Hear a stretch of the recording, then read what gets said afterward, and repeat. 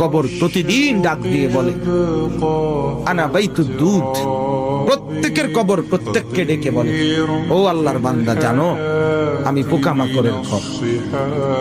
পোকামাকড়ের, তুমি তো সেই বান্দা যে একটা মশা কানের পাশ দিয়ে উড়ে গেলে তোমার ঘুম বন্ধ হয়ে যায়, চোখ মিলে যায়।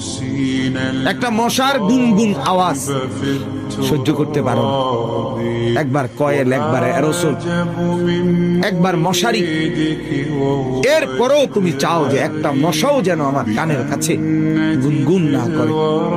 তো 5 ঘন্টার ঘুমের জন্য, 6 ঘন্টার ঘুমের জন্য বান্দা এই যত্ন নিলা অনন্তকাল, কিংবা বছরের পর বছর কবরের যে ঘুম দিবা, পড়ে থাকবা সেই ঘরে, পোকা মাকড়ের ঘর, সেই ঘরে তুমি ঘুমাইবা কেমনে থাকবা? আমার বাপ, আমি থাকবো কিভাবে? আমি থাকবো কিভাবে বলে?